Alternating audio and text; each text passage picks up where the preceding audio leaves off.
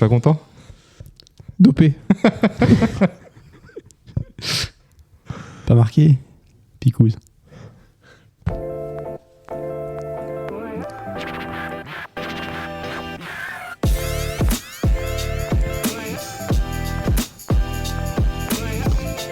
Et oui, messieurs, je vous ai encore pris au dépourvu cette fois-ci. Bonjour à toutes, bonjour à tous.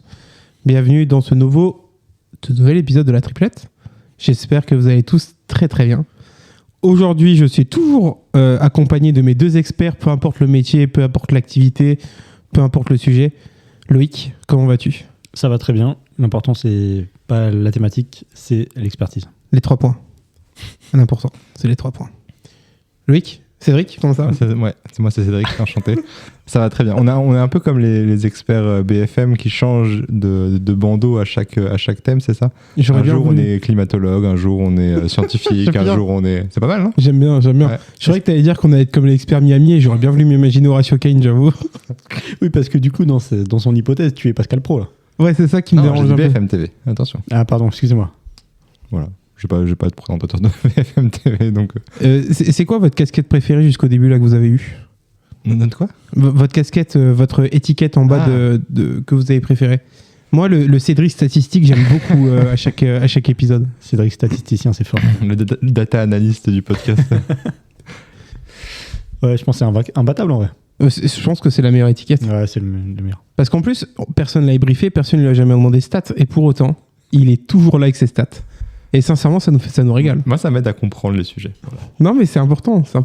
Loïc, c'est plus le poète, tu vois. Et moi, je suis un peu plus terre à terre. C'est le gars qui aime le beau football. C'est ça, c'est le romantique. Mais le beau football de l'Est en N3. Qu'est-ce qu'il raconte ? Des îles kiwi. Une des deux Chypre, là, chypriote, là. Sincèrement, ça, c'est le football qu'il aime, tu vois. Oh là là. Qu'est-ce qu'il faut pas entendre? Ouais, alors une petite Détroit malgache.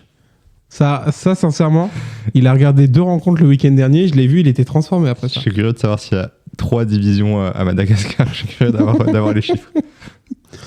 Mettez-le en commentaire surtout si vous avez des infos comme ça. C'est pas du tout le thème du podcast d'aujourd'hui pour le coup. Mais... On est sur des choses beaucoup plus sombres aujourd'hui. Après, peut-être que le dopage touche aussi la 3e division malgache. Il n'a pas encore dit de quoi on parlait. C'est vrai. Il a dit dans le dernier épisode, vous spoilez tout le temps. C'est marqué dans le titre, mes chers auditeurs. Concentrez-vous un peu. C'est vrai. C'est quoi, je mettrai pas dopage dans le titre. Comme ça, c'est toi qui la spoil. Mais j'ai hâte de voir ce titre. Mais il va écrire pas dopage dans le titre. Ouais. Je devais pas mettre un titre sur le dopage. Non, on est pas là pour parler d'un sujet très joyeux. On est là pour parler du dopage. Messieurs, on est là pour se poser la question, est-ce que le dopage a déjà tué le sport?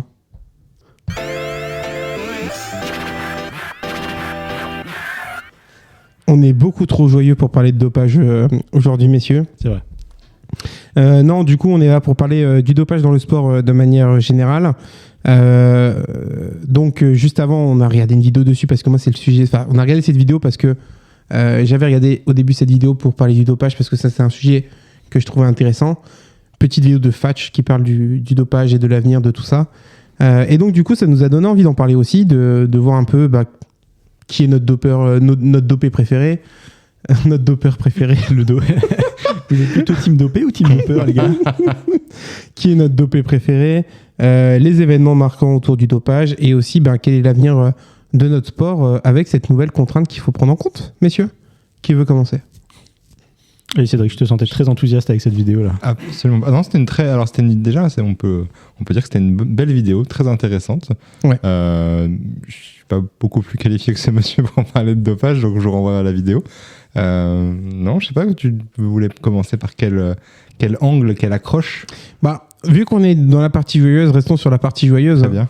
Si ça t'intéresse, on peut commencer par qui est notre dopé préféré. Ouais, qui était ce que tu as envie de savoir. C'était la question que je me posais. J'en ai une deuxième, mais celle-là, je vous l'ai pas dit. Ok. Donc, quel est votre dopé préféré, messieurs? Tu commences ou je commence? Vas-y, Romain. Ok. Si je veux être provoquant, Usain Bolt, qui est mon dopé préféré. Waouh! Mettez un jingle, un bruit de son, un truc. Quoi? Non, vas-y, explique-nous.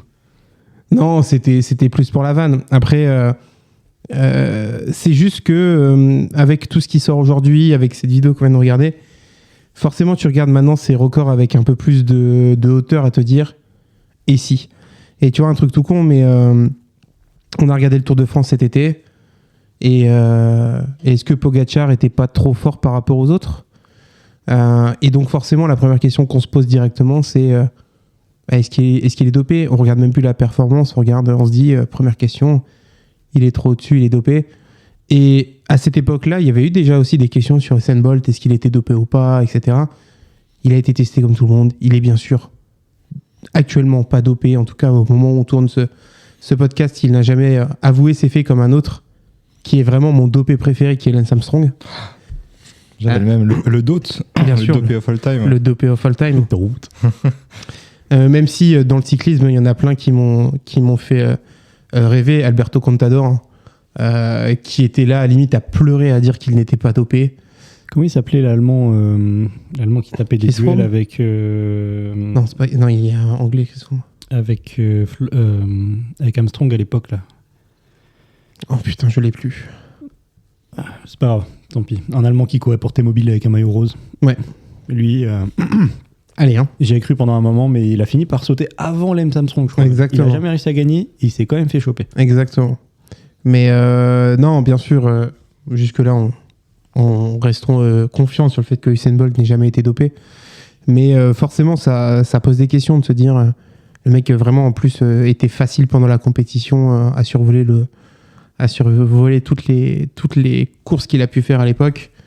Maintenant, voilà, il était sûrement trop fort pour son époque. Mais c'est une bonne question, je trouve, parce que du coup, à quel moment il faut qu'on ait des soupçons finalement ? Parce que tu parles de Pogacar, il domine de fou le Tour de France, mais si le dopage c'était si systématique et tout, en fait, pourquoi il y aurait tant d'écart, tu vois ? Que lui, il ait de l'écart avec des mecs qui sont dans des équipes moindres, qui n'ont pas le même budget et tout, j'entends, si c'est une histoire de dopage. Mais pourquoi il met des tempêtes à Vingegaard ? Le mec, il a le même budget, tu vois. Ouais, après j'étais provoquant en parlant de dopage, hein, forcément.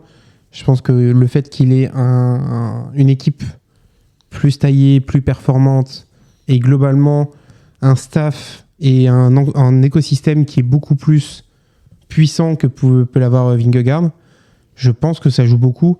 Et aussi, je pense qu'il doit y avoir juste physiquement, le gars est taillé pour faire du vélo, quoi.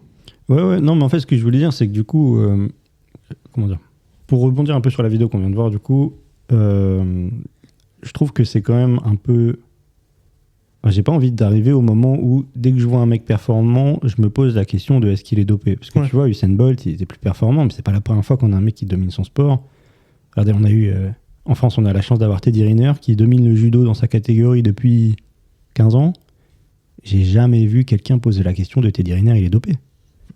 Marc Fourcade, on en a parlé dans le dernier épisode. Je veux dire, j'ai l'impression qu'il y a quand même des géométries variables dans le vélo, on soupçonne ou pas. Ça dépend du sport. Vélo, hein. Du moment que tu as un sport de, on va dire, vitesse. Enfin, tu vois, quand vous en parlez avant, je pensais au foot. Tu vois, je me disais, jamais tu vas te dire, putain, mais si, il était dopé.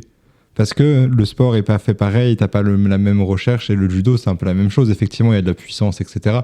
En même temps, quand tu vois Teddy Riner, t'as pas besoin de te dire... Enfin, tu te dis pas, il a pris quelque chose pour être plus puissant. Il est déjà plus puissant que tout le monde, visiblement. Donc, le vélo, ou la course, ou c'est des sports où...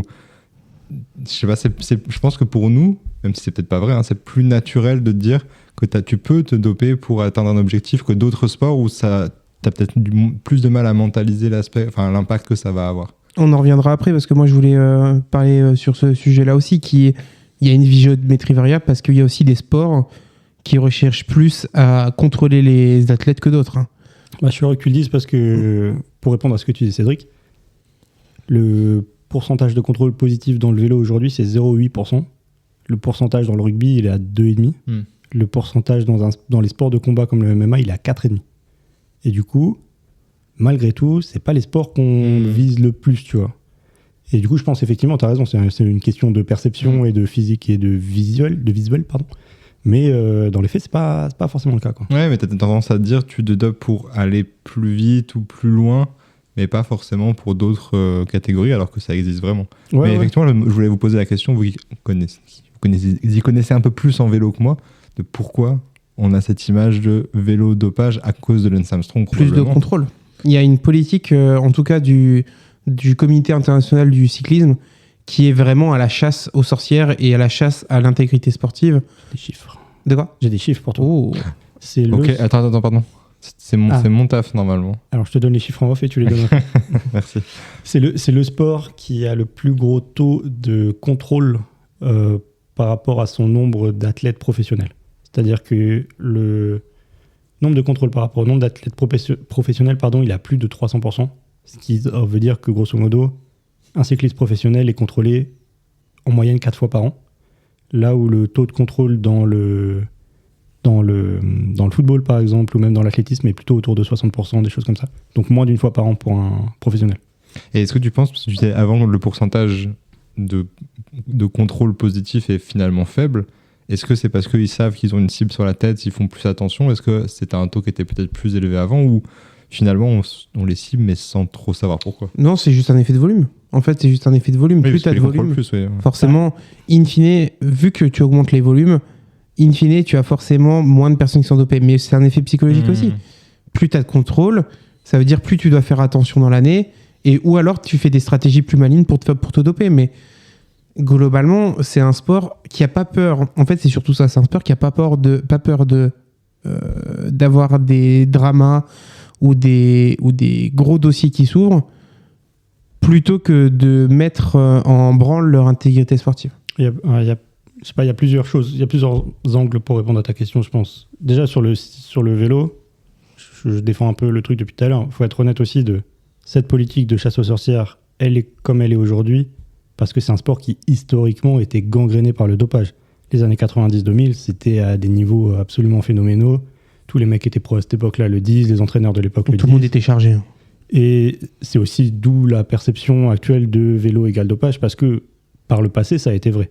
C'est moins le cas aujourd'hui, et c'est pour ça c'est moins le cas parce qu'il y a eu beaucoup de contrôle, et il y a eu beaucoup de contrôle parce que c'était le cas à l'époque. Après, par contre, le volume fait un peu baisser le pourcentage, je suis d'accord. Le volume fait quand même, à mon avis, baisser le dopage aussi. Surtout qu'ils ont maintenant des techniques qui permettent d'être plus précis dans leur contrôle, c'est-à-dire que là où beaucoup de sports vont encore faire des contrôles qui cherchent directement la molécule, ce qui du coup fait que tu as toujours un temps de retard entre la molécule que tu cherches et la molécule qui est la dernière à être sortie et la plus utilisée. Dans le vélo, ils ont un truc qui s'appelle le passeport biologique, où en fait ils cherchent les variations de ton corps directement, le taux de certaines hormones, tous les trucs qui peuvent être anormaux en fait. Donc au lieu de chercher la molécule, tu vas chercher l'effet. Ce qui fait que c'est sûrement le sport le plus performant dans la recherche antidopage en ce moment. Ouais. Et par contre, pour revenir à ta question de base, je pense que si tu augmentais le nombre de contrôles dans un sport comme l'athlétisme, par exemple, tu ferais exploser le nombre de cas positifs. Non, mais juste dans le football. Hein. Dans le football, dans le rugby. Parce que on parle du dopage, mais on a toujours entendu parler, la Juventus, ils sont tous chargés, tu vois. Bien sûr. Goretzka, quand il arrive au Bayern, c'est ça, non ? Ouais. Le gars prend une masse de fou en 6 mois. Alors c'est les histoires de Gareth Bale qui arrive au Real, qui prend une masse de fou en l'espace d'un été. Je veux bien qu'il pousse à la salle. Faudra les suivre pour voir comment ils finissent dans quelques années, quoi. Un peu comme. Mais vu que c'est des sports qui mettent moins en avant du coup cette rigueur autour du dopage, t'en parles moins. Tu vois, par exemple, même dans le tennis, on a eu le cas avec Sinner récemment. Il y a déjà eu des débats avec Djoko. C'est des fédérations qui essayent d'étouffer les histoires plutôt que les faire éclater au grand jour. Et donc du coup, forcément, aujourd'hui, tu regardes des matchs de tennis. Sinner fait un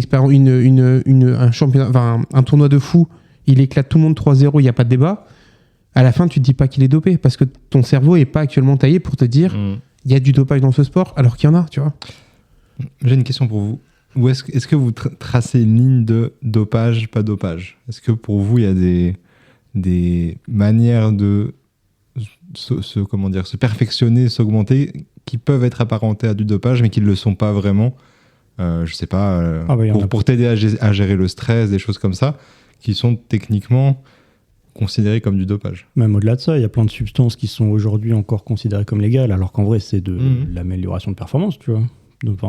La question, c'est où est-ce qu'on tire le trait et qu'est-ce qui l'est ou pas. Parce que tu vois, je sais pas, juste...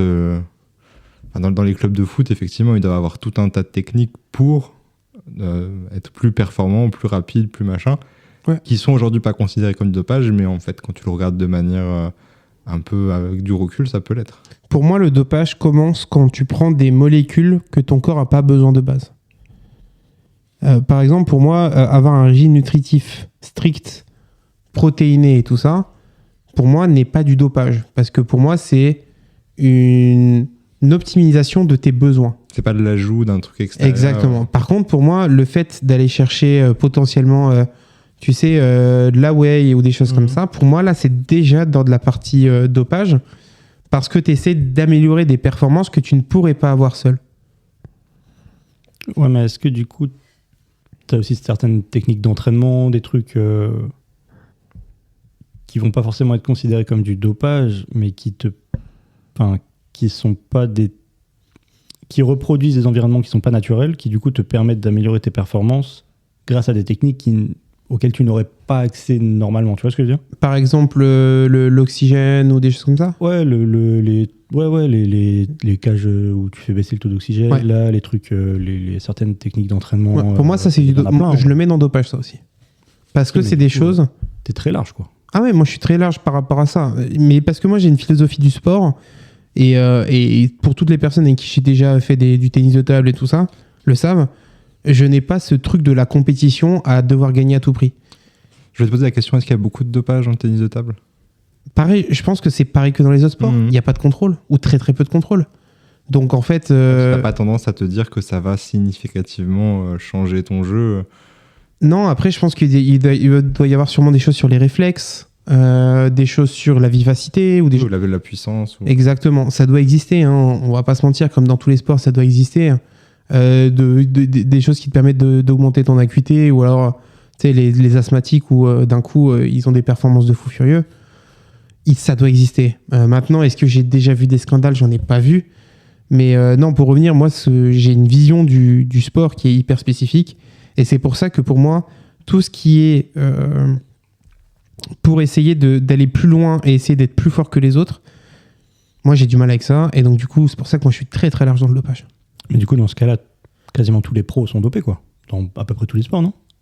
Dans ta vision, je veux dire. Dans ma vision, c'est des mecs qui vont au-delà de ce que leur corps est capable de faire pour être plus performant. Après, est-ce que je le vis bien ? Oui, parce qu'en soi, maintenant, vu qu'ils sont tous à égalité, ça me dérange pas. Moi, ce qui me dérange dans le dopage, c'est dès lors que des gens ont accès à des choses que d'autres n'ont pas accès, et donc du coup, tu te retrouves dans un déséquilibre. Je suis assez d'accord avec ça. Tu vois, par exemple, quand on avait eu le cas alors, je sais plus, c'était les championnats du monde de natation avec les fameuses combinaisons carbone. Oui, les combis, ouais. Avec les fameuses combinaisons carbone. Alors là, c'est pas du dopage produit, c'est du dopage technique. On avait même eu le cas avec le gars qui courait avec qui avait une jambe en moins, là, qui courait avec les athlètes, le sud-africain, là. Ouais, Pistorius, avant qu'il tue sa femme. Et lui-même. Je voulais pas le dire, mais voilà. Moi, je voulais parler on dénonce ici. Hein. De l'artiste, de l'athlète. Je voulais pas parler de l'homme, mais on peut dénoncer aussi. Dès lors qu'il y a en fait, le dopage n'est pas que physique, il peut être aussi technique. Et tu vois, dans ces JO-là, dans cette compétition-là, ce qui m'avait dérangé, c'est que vu que la combinaison est hors de prix, bah, en fait, tu te retrouves avec des athlètes qui peuvent pas l'acheter.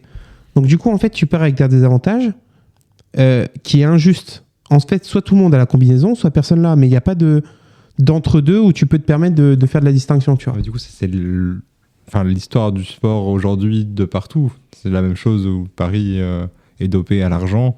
Enfin, je sais pas, où du coup, tu as des meilleures infrastructures, des meilleurs joueurs, évidemment. Mais je vois pas un sport qui n'est pas inéquitable aujourd'hui. Est-ce que l'argent est le plus grand dopant ? C'est une très bonne question. Non, parce qu'au-delà de la blague, comme tu le dis, c'est le cas dans tous les sports. On parlait de Pogacar, de son équipe, c'est aussi parce qu'ils ont un budget qui est 4 fois supérieur au reste du peloton, tu vois. Le Paris Saint-Germain, et le club de rugby, c'est la même chose. Dans le tennis, c'est la même chose. Je pense que le budget annuel de Yannick Sinner, il doit être 10 fois, voire 20 fois supérieur à celui du joueur moyen, quoi. Ouais, mais quand tu vois que les artistes, les sportifs, quand ils préparaient les JO de Paris, disaient on nous a encore réduit les budgets pour pouvoir s'entraîner, et donc du coup on peut plus être financé intégralement, maintenant on doit aller chercher des sponsors, mais sauf qu'on n'a pas de visibilité. Et alors que tu vois les athlètes, pardon, je vais arrêter avec le mot artiste quand même à un moment donné. C'est tout de différencier l'homme de l'artiste. Ouais, c'est ça, je pense. Tu vois, les athlètes américains sont dans des complexes de fous furieux. T'as l'impression de regarder Sangoku dans la salle du temps, tu vois. Tu te dis, oui, il y a une grosse différence par rapport à ça, mais de toute façon, moi je suis plutôt toujours dans la team, je soutiens l'outsider et pas le favori. C'est ce que j'allais te dire. Donc, une des conséquences, c'est que quand l'outsider gagne, c'est d'autant plus intéressant, jouissif que s'ils étaient tous sur le même pied d'égalité. Ça rend le truc encore plus beau. Ouais, mais moi ma crainte, et par rapport à ce que... C'est que ça n'existe plus au bout d'un moment. Bah en fait, c'est pas que ça n'existe plus, c'est qu'ils arrivent à tuer l'outsider. Qu'en fait, l'outsider ne puisse plus être outsider. Comme ce qui arrive dans le foot globalement, c'est ça, c'est que ça n'existe quasiment plus. Il y a des contre-exemples par-ci par-là de temps en temps, mais au bout d'un moment, ça s'effacera complètement. C'est le club de Lens. J'y pensais. Non, mais ça existe encore, et encore une fois, il faut que l'outsider qui gagne soit l'exception, ce soit pas la règle. Leicester, quand il gagne la Première Ligue, on en parle encore aujourd'hui, tu vois. Si Lens cette année arrive à battre le Paris Saint-Germain, Inch'Allah, en Ligue 1, ce sera historique par rapport au budget, par rapport à tout ça.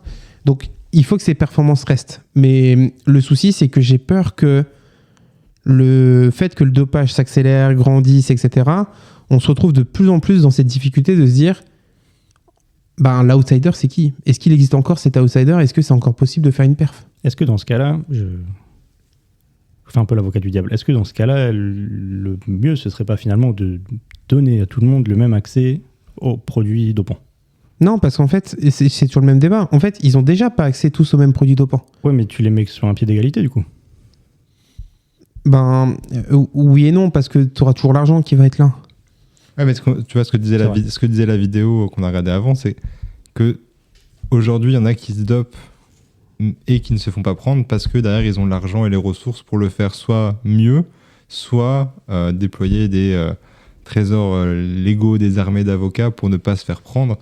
Et du coup, effectivement, je ne suis pas d'accord avec ce qu'a dit Loïc, mais je comprends sa pensée où si tu légalises, entre guillemets, tout le monde peut le faire et tu n'as plus besoin d'avoir accès à des ressources illimitées pour pouvoir le faire. Et du coup, ça rejoint, je pense, la question qu'il faut se poser. Qu'est-ce qu'on attend aujourd'hui du sport ? C'est vrai. Et si on attend du sport à battre toujours plus de records, à être toujours plus performant, à battre toujours plus de barrières et aller toujours plus loin, oui, on va pas se mentir, on va arriver à monter un plafond de verre et il va falloir qu'on arrive à le percer. Mais le jour où on aura percé le plafond de verre avec les produits dopants, on retombera sur le même problème. Par contre, si tu prends la philosophie de l'autre côté, qui est plutôt la mienne, qui est le sport, c'est un divertissement et c'est là pour donner envie, raconter des histoires, etc. Donner des émotions. Exactement. Pour moi, non, le dopage ne doit pas être présent dans ce sport, en fait. J'ai une question simple, c'est que vous vous rappelez, dans les sports que vous aimez ou les clubs que vous aimez, vous vous rappelez plus facilement des victoires ou des moments tristes, des défaites, des coups un peu de blues? Les deux peuvent marcher, mais c'est une question qui me semble intéressante. Je supporte l'Olympique de Marseille. Donc toi, que les coups de blues, défaites. Ouais, forcément. Ouais. Pas beaucoup de points de comparaison. Non, mais je pense que... Je vois où tu veux en venir et je pense que tu as raison, effectivement. Et je pense, tu retiens plus les points négatifs parce que dans une vie normale de supporter ou de fan de sport, normalement, il y a plus de négatifs que de positifs. C'est pour ça que le positif est beau. C'est parce que tu perds plus que tu gagnes, tu vois. Et c'est pour ça qu'on raconte des belles histoires autour du sport. Hein. Bien sûr. Et c'est là où on aime les sportifs et les équipes et les gens qui gagnent, tu vois. Parce que, un peu, c'est l'histoire de l'outsider que tu disais. Ils ne devraient pas gagner, tu vois. Mais après, je pense que tu as raison sur le point où, même si tu légalisais, au final, il y aurait toujours l'argent qui vient se mettre en truc. En fait, je pense qu'il y aura toujours des tricheurs, tu vois. Bien sûr, bien sûr. Est-ce que ça fait pas partie du jeu ? Peut-être qu'en vrai, ça fait partie du jeu. Il y aura toujours des tricheurs d'une façon ou d'une autre. Ouais. Ce que Romain veut dire, je pense, c'est que c'est des tricheurs qui n'ont pas la même vision du sport que lui ou que moi. Mais moi, ce que j'ai envie d'aller plus loin dans cette réflexion, c'est pour moi, les dopés sont victimes du système. Sont victimes de, si tu veux gagner de l'argent dans le sport, c'est un peu là où je voulais aller. Il faut que tu tues la concurrence. Et donc forcément, t'es tenté. Bah, en fait, il faut que tu brises les records pour être dans l'histoire. C'est là où je voulais aller, c'est que tout le monde triche parce que tout le monde n'est incité que à gagner. Parce qu'en fait, gardons en tête que c'est le travail de ces gens-là et il faut qu'ils gagnent de l'argent. La plupart, on a parlé de sports qui rapportent beaucoup, mais la plupart des sports ne rapportent pas des masses. Dans la vidéo qu'on a regardée, ça commence sur le marathon. Effectivement, si dans le marathon, tu pètes pas des records et si tu gagnes pas ta vie en faisant des marathons. Surtout quand tu viens du Kenya ou de pays plus pauvres comme ça, tu vois. Donc, je pense que le système t'incite à tricher parce que le système t'incite à aller vers la performance au maximum. En vrai, c'est un choix rationnel de tricher, tu vois. C'est triste pour notre sport. Je pense pas qu'on puisse y faire grand-chose. Hein. Non, en fait, mais du coup, ce que je voulais dire par là, c'est que le dopage n'est pas le problème. Le dopage est la conséquence d'un système qui capitaliste. Capitaliste. Enfin, on le dit. Capitaliste, mais surtout à tourner vers toujours plus de performance. Parce qu'aujourd'hui, les gens ne consomment plus le sport pour la beauté du sport, ils le consomment pour voir de la performance. Et un truc tout con, mais on en a parlé dans le dernier podcast et ça fait le beau lien avec les JO d'hiver. L'un des arguments a été on n'a pas assez de records. Je me permets. C'est pas on n'a pas assez de records. On a moins de chances d'en voir. Oui. Ça crée moins d'excitation. Bien sûr. Mais du coup, tu te retrouves dans un système où, vu qu'il n'y a pas de record, il n'y a pas de, ce truc de il peut battre le record dans l'esprit de plein de monde. Et je parle pas de nous forcément. Hein. Dans l'esprit de plein de monde, s'il n'y a pas un record à battre, ça sert à quoi de regarder? Ouais. Je suis pas 100% d'accord. Je pense pas que ce soit tu regardes pas parce qu'il n'y a pas de record. C'est juste que quand il y a un record en jeu, ça crée un référentiel universel pour tout le monde, que tout le monde peut comprendre. C'est un temps, ou c'est une hauteur, ou c'est un poids, j'en sais rien, qui crée une petite excitation parce que au moment du début de l'épreuve, peut-être il va tomber, peut-être pas. Hein. J'en sais rien, je sais même pas qui sont les athlètes en compétition, mais il peut tomber. Je comprends ce référentiel. Ça me permet d'être plus facilement excité par l'épreuve. Tu sais, c'est comme tu regardes de la natation, t'as beau connaître personne, t'as la petite ligne là devant quand ils avancent, du record du monde, tu te dis peut-être il va y aller, peut-être elle va réussir, peut-être elle va pas réussir. Et ça crée un peu d'excitation, tu vois. Ça veut pas dire qu'on a besoin des records pour que le sport vive, mais avoir ce référentiel commun, ça permet d'être excité par un truc. Tu vois, moi je trouve que cette ligne en natation est un poison. Pourquoi ? Parce que du coup, si la personne se rapproche pas de la ligne, tu dis c'est une année pourrie. Ouais, je suis pas trop d'accord. C'est mon avis. Je pense qu'il y a des gens qui réfléchissent comme ça, qui réfléchissent à se dire on est loin du record du monde. Bon, vas-y, ça n'a pas été un beau championnat du monde, tu vois. Alors qu'en vrai, peut-être que ça a été le championnat du monde le plus disputé et le plus beau à regarder. Mais vu qu'il ne s'est pas rapproché du record du monde, en fait, moi, j'ai peur que, tu vois, ces trucs-là deviennent maintenant la clé qui fait qu'on apprécie le sport ou pas, tu vois. C'est un peu le cas. Enfin, on a déjà fait un épisode sur le foot.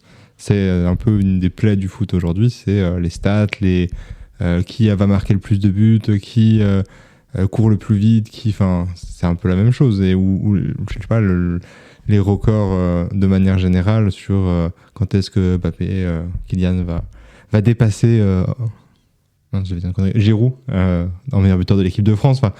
C'est bien, mais c'est pas ce qui nous intéresse de base dans ce sport, quoi. Mais moi, ça en fait partie quand même, non ?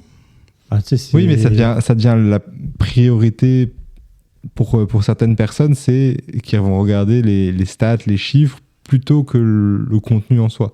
C'est plutôt ce chiffre-là qu'on peut voir. Je vois ce que tu veux dire. Et d'un point de vue spectateur, commentateur et tout, ça peut être très lassant, mais en même temps, si j'étais Kylian Mbappé, moi je le veux ce record. Je l'ai vu, les chiffres, vous voyez ce que je veux dire. Mais tu vois, je pense qu'il y a 15 ans, tu regardes pas le record. Tu regardes pas le record de la même manière. Mec, tu crois que Thierry Henry, il regardait pas le record ? Si, peut-être, mais il n'y avait pas cet engouement autour. Il n'y avait pas le même engouement. Et je pense que ce qui a tué ça aussi, c'est les paris sportifs. Le fait que... Je m'attendais pas à ce qu'on parle des paris sportifs. On peut faire un épisode dessus, hein, attention. Non, mais le fait que, grosso modo, parce que tu parlais des stats, grosso modo, le fait que maintenant les gens regardent que des stats. En gros, si tu veux percer demain, il faut que tu aies des stats. Et donc, du coup, pourquoi les gens regardent des stats ? Parce que les gens veulent se faire du blé avec ça. Et du coup, tu fais des paris sportifs. Et du coup, ça amène à des sports qui ne sont tournés que vers la performance et le fait de pouvoir en faire de l'argent. Ouais. Là où je suis pas 100% convaincu. Oui, tu peux. En fait, genre, je comprends ce que tu veux dire. On n'aurait pas être d'accord. Non, oui, bien sûr. Non, mais bien sûr. Et genre... ça joue sûrement sur la recherche des statistiques et sur le fait qu'il y ait dans les suiveurs de sport beaucoup de gens qui ne regardent que des chiffres. Ça va en lien avec plein de choses qu'on a dit dans des épisodes précédents. Le fait qu'il y ait de plus en plus de moyens de divertissement, de contenu court et qui fait que les gens regardent des stats plutôt que des matchs, par exemple. Avec les paris sportifs, comme tu le dis, avec les réseaux sociaux, avec la course à la performance. Ça va avec plein de trucs en lien, mais je pense pas que ce soit vraiment ça le point de départ de pourquoi les athlètes se dopent, tu vois. Non, c'est pas le point de départ. Mais juste, c'est un amplificateur.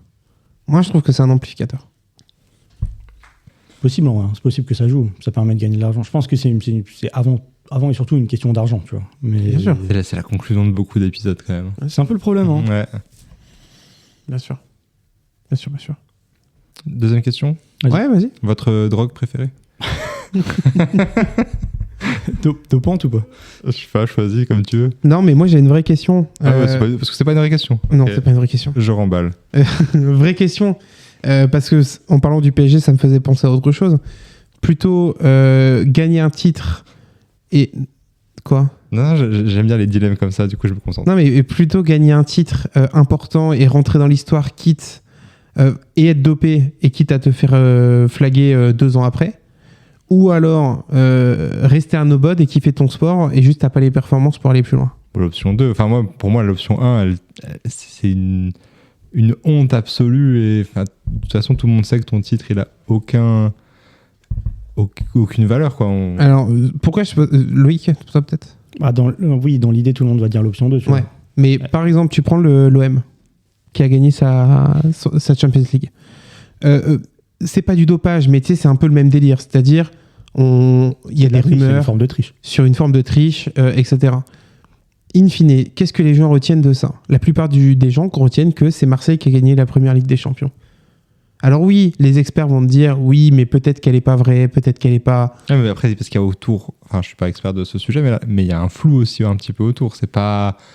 On n'est pas sûr à 100%. Enfin, c'est pas comme comme OM Valenciennes où c'est prouvé et ça leur a été retiré. Là, ça reste... Oui, bien sûr. Écrit. Bien sûr. Mais tu redemandes à Bernard Tapie de faire 50 fois le choix. Il refait 50 fois le même choix. Mmh. Ah oui, tu veux dire dans la prise de décision. Parce que dans 50 ans, on retiendra que c'est Marseille qui a gagné la première Ligue des Champions et c'est Bernard Tapie qui a été président de ce club. Mais je pense qu'on donne tous les trois l'option 2 parce qu'on est tous les trois des sportifs du dimanche. Oui, bien sûr. Je pense que tu demandes à n'importe quel sportif, enfin peut-être pas n'importe, mais tu demandes à plein de sportifs de haut niveau, tu auras peut-être plus de réponses 1. Ouais, mais là, c'est pas la même chose. Là, pour moi, tu le sais, enfin, on le sait pas. Dans ton option, c'était on le sait et tout le monde sait que t'as triché. En fait, c'est tout. Mais plus tard. Tout le monde sait plus tard que t'as triché. Moi, c'est la notion que je mets. C'est-à-dire que sur le coup, tout le monde célèbre. Oui, mais en fait, le truc, c'est déjà, je pense que Cédric a raison, ça dépend de combien de temps et ça dépend de est-ce que c'est officiel ou pas. Tu vois, sur l'OM, Cédric a raison, c'est flou. Il y a des gens qui vont dire qu'ils ont triché. Et les gens à Marseille, ils vont dire que t'en sais rien. L'Afrique du Sud en 95 au rugby, tout le monde le sait plus ou moins, mais c'est pas prouvé. Ils ont toujours le titre. Donc c'est pareil, c'est un peu un flou bizarre. Après, les 3/4 de l'équipe sont décédés à 45 ans de maladies qui sont inconnues. C'est pareil, tu te doutes que c'est pas vrai, mais en même temps, tu peux pas vraiment le contester. En fait, si tu regardes les choses avec... Si tu peux regarder derrière toi et avoir tout l'historique, effectivement, si t'es Lance Armstrong et que t'as perdu tous tes titres, peut-être que tu feras pas le même choix. Si t'es la Kenyane qui avait son record du monde du marathon et qui perd sa victoire parce qu'elle s'est fait choper, effectivement, on va pas faire le même choix. Mais si t'es le mec qui a réussi à passer entre les mailles et qui a gardé tes titres, si t'es, je dis de la merde, Novak Djokovic, peut-être ça fait 15 ans il est dopé et on le saura jamais, il va pas changer de choix. Tu vois. Je repose ma question du coup. Donc le premier choix reste, t'es un no-bod, mais dans le deuxième cas, t'es dopé, tu rentres dans l'histoire avec un titre olympique et un record olympique, et tu as une chance sur 2 de te faire choper. Moi, je croyais que j'aurais proposé tu es dopé, tu as le titre, et on l'apprend, mais après ta mort. Tu vois, là, je pense que tout le monde choisit ce choix-là. J'aime bien. Parce que de toute façon, il ne le saura jamais. Donc. Non, mais oui, parce que je pense qu'on est tous les trois des amoureux du sport et qu'on aime le sport pour ce qu'il est et pas pour... Effectivement, malgré tout, Loïc a raison. L'option ne nous sera jamais proposée de toute façon. Donc, on peut avoir le beau rôle. C'est vrai, c'est vrai. Écoutez, si les Enhanced Games, je vais faire la même chose que le nageur australien. Si les Enhanced Games me payent, et mettre 1 million à gagner pour battre un record du monde. Vas-y, sur quoi? Tu choisirais quoi comme Frère, dans quoi t'es le moins dégueulasse? Quel record du monde je peux essayer de battre, putain. Surtout, il faut aussi réfléchir à quel sport dans lequel tu peux t'améliorer avec du dopage assez facilement. On va passer au jeu, Romain. Allez. Tu as donné le nom. On n'a pas parlé des Enhanced Games. Allez, parlons-en. Parlons-en. Est-ce que vous... J'ai une petite idée. Expliquer ce que c'est peut-être déjà. C'est vrai, parlons des Enhanced Games. Les Enhanced Games, c'est donc une initiative menée par des milliardaires majoritairement américains, je crois, qui vise à créer des espèces de jeux olympiques alternatifs où le dopage est non seulement autorisé, mais visible, encouragé, et l'idée étant de battre le plus de records possible et de montrer que on peut créer des surhommes et des surfemmes. Oui, c'est ce que j'allais dire. Dans la vidéo, l'être humain. Dans la vidéo, il expliquait que c'est, j'ai oublié son nom, mais le créateur de PayPal, qui prône le transhumanisme. Donc effectivement, il y a derrière, il s'en fout de faire ces jeux. C'est pour appuyer son idée et appuyer son point de vue. C'est ça. Le vrai objectif derrière, je pense, c'est de vendre l'augmentation, l'amélioration de l'être humain de manière générale, pas juste en rapport avec le sport et les records, quoi. C'est de montrer que tu peux prendre des substances pour vieillir moins vite, devenir plus grand et que sais-je encore. La vie augmente, comme dirait Isha. C'est pas mal. Hein. Chacun sa façon de le faire. Est-ce que vous regarderiez une compétition pareille? Absolument pas. Non, je regarderai pas. Mais est-ce que ça doit exister? Il doit y avoir un public. Et s'il y a un public, ce serait dommage de pas le faire. Par contre, non, je suis clairement pas la cible. Et s'ils ont envie de se doper et de se faire plaisir entre eux, qu'ils se font plaisir entre eux. Je sais pas si ton argument, je suis pas convaincu. S'il y a un public pour regarder des gens qui se font torturer, c'est pas pour autant qu'il faut que ça existe. Mais dans tous les cas, il y a un public, donc ils le feront. Oui, ça existera. Mais ce que je veux dire, c'est que pour moi, le principal, c'est que ce soit pas dans nos compétitions traditionnelles. Si demain tu me dis dans les JO d'été il va y avoir une partie qui sera sur des dopés, là je boycotte, tu vois, parce que ça touche à la noblesse d'un truc, d'une histoire, d'évolution et tout ça. Et là par contre non.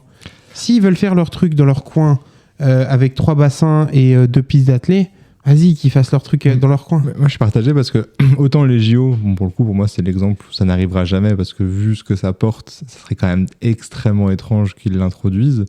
Mais en même temps, on reprend cette vidéo dont on parlait, il a quand même dit que en 2 ans, c'était inimaginable. Et finalement, tu as des champions olympiques qui y participent. Donc, comme il l'a dit, les barrières où les dominos tombent les uns après les autres, ça m'a l'air d'aller quand même assez rapidement l'évolution sur le sujet, quoi. Après, je pense qu'il va y avoir une fracture à un moment donné. Si ces trucs-là fonctionnent et qu'ils évoluent de manière exponentielle, il y aura les gars qui veulent une carrière rapide avec de la thune et les autres qui feront leur sport traditionnel. Et du coup, in fine, on va s'en sortir, nous, avec nos plus belles compétitions. Parce que les dopés qui veulent aller chercher de la performance et de l'argent, ils iront de ce côté-là. Ils ne pourront plus être sélectionnés pour les Jeux Olympiques puisqu'ils seront positifs. Donc en fait, c'est pour moi, dès lors que tu rentres dans ce système-là, tu rentres plus dans l'autre. Dans notre sport traditionnel à nous qui nous fait kiffer, tu vois. Est-ce que c'est pas l'autre option qui va être plébiscitée et plus suivie et plus choisie par les gens? C'est la question qu'on peut se poser. Non, je pense pas. Nous, on a après, ça dépend aussi des pays, des cultures. On a peut-être plus ce regard-là, nous. Mais les États-Unis, par exemple, je dirais qu'ils sont plus une ADN de performance, culture de la gagne, et du coup l'autre option pourrait peut-être plus s'intéresser. Je fais des généralités évidemment. Je pense pas, il y a quand même une culture de... Pas vraiment du sport propre, mais d'avoir un truc populaire, d'avoir des héros qui leur ressemblent, d'avoir... Tu sais, en fait, on parle des Américains qui ont des infrastructures de fou et beaucoup d'argent, mais c'est aussi en grande partie parce qu'ils ont le sport universitaire et qu'ils font ça depuis qu'ils sont très jeunes et que c'est très ancré dans leur culture, le sport, et le fait de soutenir des jeunes athlètes et des athlètes locaux, d'aller voir leur université à côté de chez eux, etc. Donc, je suis pas sûr qu'ils soient même eux, qu'ils soient si friands de ce truc-là. Je sais pas vraiment quel est le public pour ces Enhanced Games-là. Mais par contre, j'avoue que je vois un peu ton idée de séparer les deux, là. J'avoue que moi, j'y reconnais une certaine... honnêteté. J'apprécie qu'il y ait des mecs qui disent ouvertement que Le côté propre, ils s'en foutent. La belle histoire, ils s'en foutent. Eux, ils sont là pour taper des records ou prendre des sous. Et en fait, je préfère qu'ils le fassent ouvertement et qu'ils le disent plutôt que de se cacher, et d'être un peu bizarre et d'avoir du doute. Tu vois, j'y reconnais une certaine noblesse à être honnête. Tu vois. Et dans tous les cas, c'est pas des belles histoires que tu aurais au JO. Tu vois, la plupart des gars, t'es pas en mode. C'est des gars qui ont marqué l'histoire. Demain, tu dis à Usain Bolt, pendant 2 ans, tu peux te doper et au bout de 2 ans, tu peux battre ton record. Je pense qu'il le fait pas. Parce que c'est un mec, par rapport à ce que je dis avant, c'est bizarre, mais qui a l'air d'apprécier le sport propre, tu vois. Donc, je me dis, moi, ça peut faire une sélection naturelle.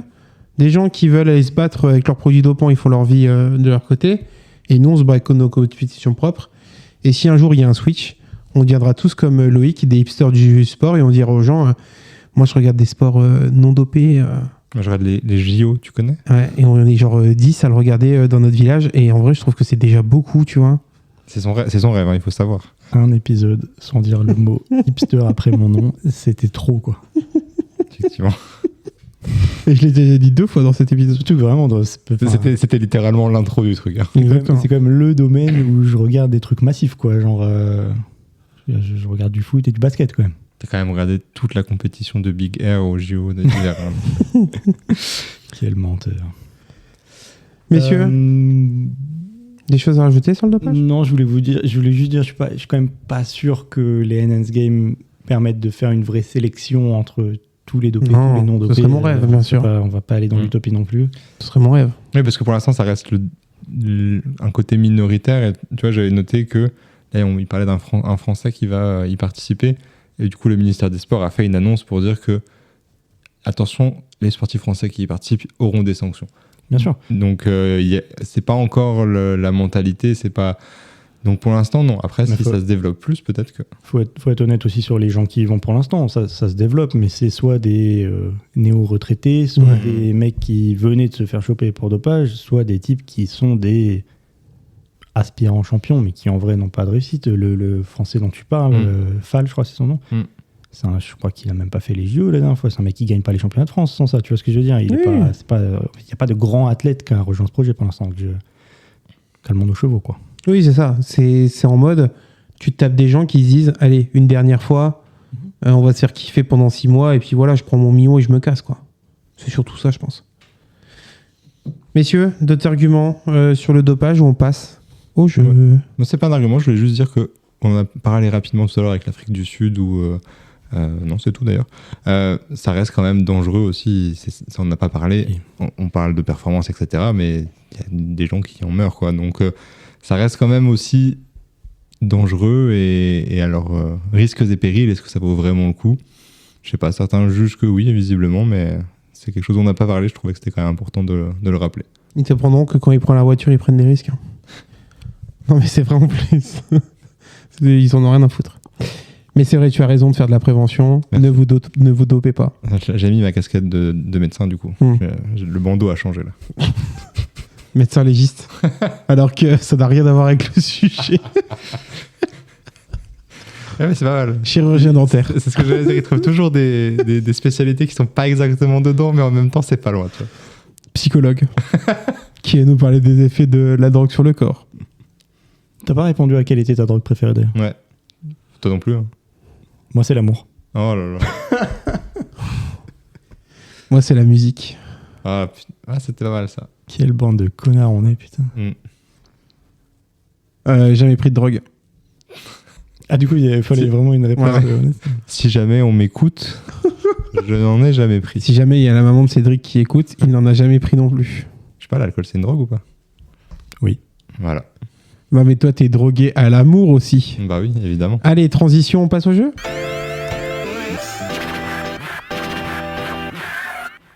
Qu'est-ce qu'il y a ?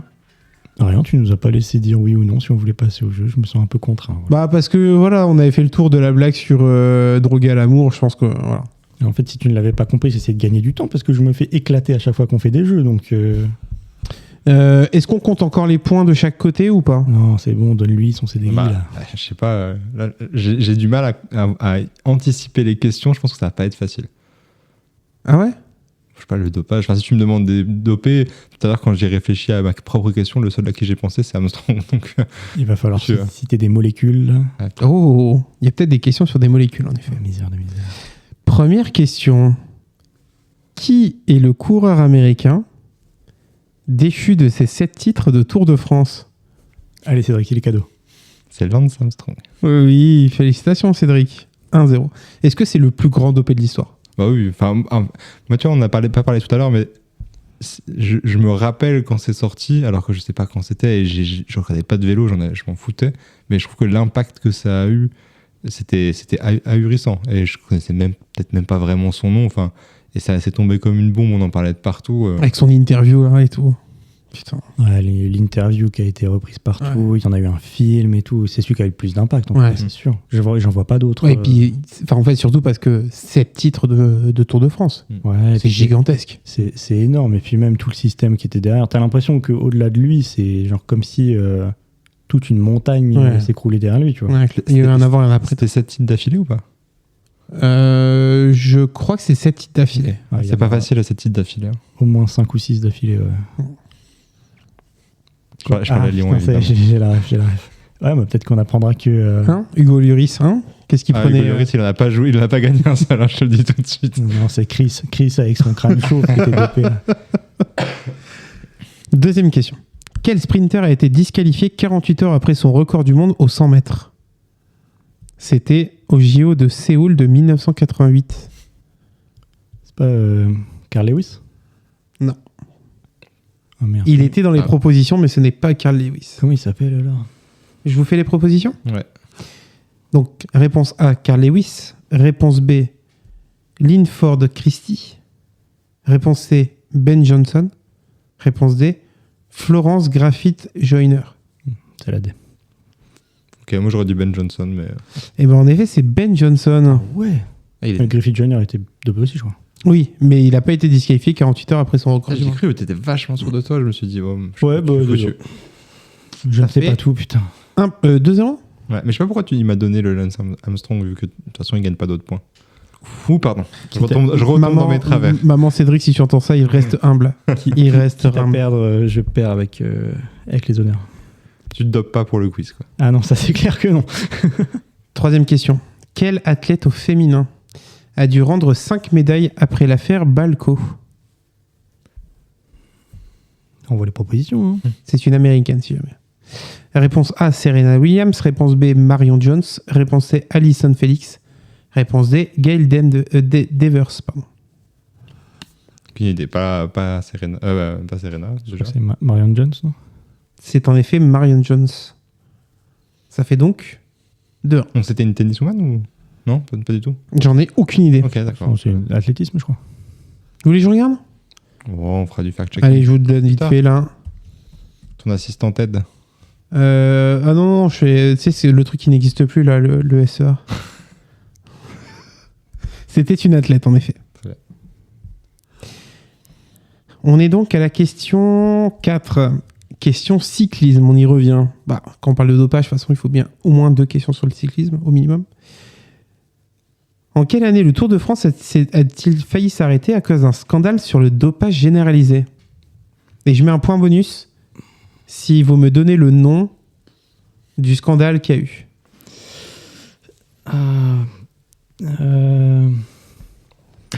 Le Watergate. Alors...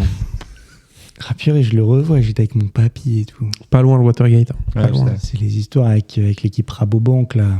Et leur. Comment il s'appelle? T'as une vision des t-shirts. Un Danois Rasmussen ou un truc comme ça. Ça doit être 2000. Plutôt. Ah ouais? C'est peut-être pas la bonne. Alors, j'ai peut-être pas la bonne ref du coup. C'est plutôt. Je vous donne les années? Ah non, mais c'est les Festina, non? C'est les Festina, ouais. Oui. Et c'est 92, 96, 98 ou 2002? 96. 98. Je te donne un point pour l'affaire Festina quand même. Ok. Ça fait 2 partout? C'est sport. Je tiens à dire que je disais pas des bêtises. Allez voir les trucs sur la Rabobank. Ils ont eu 3 ou 4 coureurs de leur équipe qui se sont fait choper positif dans la même semaine du Tour. Ils ont été obligés d'abandonner. 5e question. Quel pays a été officiellement banni des JO de Tokyo et de Pékin pour dopage institutionnalisé? Loïc. La Russie, non? La Russie, tout à fait. J'allais dire, tu parlais de cyclisme, on n'a pas du tout parlé de la Russie alors qu'on parle de dopage. Oui, mais bon, on a plus peur de la Russie que du cyclisme. Personnellement, je préfère faire rouler dessus par des vélos que par des chars. Voilà, globalement. La philosophie de vie. Oui, mais finalement, c'est assez cohérent, j'ai envie de te dire. C'est vrai, parce que les cyclistes, généralement, ils sont grands, tout élancés, ils sont exactement. Ils sont tout fins, ils font pas peur. Ouais. Voilà. Non, mais c'est vrai que les autres, ils descendent de la vodka, quoi, ça me dérange. Ouais. La Russie, c'est quand même fou parce que c'était partout, quoi. Oui. De l'athlétisme au foot, en passant par la gymnastique, le patinage, c'était tout. Alles. Ah, non, c'est dingue. Hein. Putain, tu commences à parler alsacien, toi. Oui. 3-2 pour Loïc. Loïc, c'est la première fois qu'il mène depuis le début du jeu, je crois. Je me sens comme le RC Lens. C'est pas gagné. Je me sens comme le RC Lens. 6e question. Quel cycliste a invoqué une entrecôte défectueuse pour justifier son contrôle de clenbuterol? Ah, comment il s'appelle? C'est quand même un gars qui a beaucoup marqué le cyclisme. Ah, c'est Virenque, non? Non, c'est pas Non, Virenque. c'est l'autre. Oh. Non. À l'insu de son plein gré, là. C'est pas un Français. Ah, parce que j'allais dire, tu as dit comme t'as dit Virenque, Non, j'allais jamais un nom français, mais... C'est pas un Français. Ah, je sais pas, je l'ai pas. C'est un sprinter. C'est pas un sprinter, c'est un grimpeur. Il est espagnol, je crois. Je l'ai pas. Donne les propositions. Oui, bah bon, avec les propositions, c'est plus simple avec ce que je viens de dire. Parce qu'il y a un espagnol et 3 allemands, donc... Première réponse, Richard Virenque. Deuxième réponse, Chris Froome. Troisième réponse, Alejandro Valverde. Quatrième réponse, Alberto Contador. Vas-y, Cédric. Non, vas-y. Je dirais Contador, du coup. Ouais, c'est Contador. L'histoire est folle, hein. L'histoire est folle. En plus, il se fait contrôler positif sur un tour où il était à chier en plus. Donc vraiment dopé pour rien, quoi. Donc c'était très marrant. Quelle joueuse de tennis a été suspendue en 2016 pour usage de meldonium? C'est une tennis woman dans les années 2016. Il n'y a déjà pas beaucoup de joueurs de tennis, alors des joueuses... Sharapova? Ouais, c'est Sharapova. Elle était dans la vidéo. Tout à fait. D'accord. Quand j'ai dit tout à l'heure, elle était dopée. T'as regretté un peu? Non, je l'ai fait exprès. J'ai mis un petit clin d'œil pour que on en parle juste après. Donc ça fait... Je compte plus le score tellement je mène. 5-3. 5-2. 5-2 5-2 parce qu'il y a 7 questions. Ok. On parle molécules? Et oui, Jamy. Quel est l'effet principal de l'EPO sur le corps de l'athlète? C'était aussi dans la vidéo de tout à l'heure. Ah, je n'ai pas écouté à ce moment-là. Je crois que ça accélère la production de globules rouges. Allez, je l'accepte. Je l'accepte. T'as le droit de dire. Ce qui aide pour l'oxygénation, c'est ça? C'est ça. Elle augmente l'oxygène dans le sang via les globules rouges. On a 0,5. Allez, si tu veux. En fait, chez 5,5, 2,5, c'est ça? Ouais, ou si c'est 3, enfin, ça change rien. De 1 point à chacun. Non, mais le gars se prend 1 point alors qu'il n'avait pas donné la réponse. Elle écarte elle-même. Et le dopage prend plein de formes différentes. Exactement. En tout cas, les quiz sur le dopage, c'était quand même pas mauvais. Hein. Bizarre. En 1994, pour quelle substance Maradona a-t-il été contrôlé positif? Non, j'allais dire la cocaïne, mais... il l'a peut-être été dans le passé, quoi. J'aurais pensé mais parce que dans les 4 réponses, il y a écrit la cocaïne. Bah, il est un peu connu pour ça, mais... Ah, mais oui, en plus, je me rappelle. Il n'a pas pu faire la Coupe du Monde aux États-Unis à cause de ça. Mais par contre, je sais pas. T'avais quel âge à ce moment-là? Moins 3 ans. Tout comme toi, si jamais. Les réponses, la cocaïne, les stéroïdes, l'éphédrine ou le cannabis? Stéroïdes, du coup sans trop de... Je sais pas, il y a éphédrine comme ça. Oui, parce que allez, c'est le l'éphédrine. cannabis, c'est quand même dommage. Allez, c'est l'éphédrine, allez. Oh là. 18-2 ou 18-3, de toute façon, c'est le même écart, on s'en fout, non? Bah, 18-2 et 18-3, c'est pas le même écart. Et enfin, je vous parle d'un sport niche pour terminer. Quel géant du baseball américain est resté célèbre pour son record de 93 home runs entaché par des soupçons de dopage? Mec, je connais le seul joueur de baseball que je connais, c'est Shohei Ohtani. Il n'est pas américain. Il n'est pas À américain. partir de là, je suis dans la merde. Barry Bonds. Je me suis dit que c'était peut-être une info que t'avais, toi. Est-ce que tu m'as déjà vu regarder du baseball? Non, mais t'as moi non plus. plein d'infos sur des sports comme ça. Tu sais, genre un sport, une anecdote. Et ça aurait pu être cette anecdote-là, tu vois. Non, désolé, non. Genre, tu sais, que t'as vu dans un journal à un moment donné ou un truc du genre, tu vois. Dans ta collection de journaux anciens. Dans tous les cas, félicitations, tu remportes ton premier jeu. Bravo.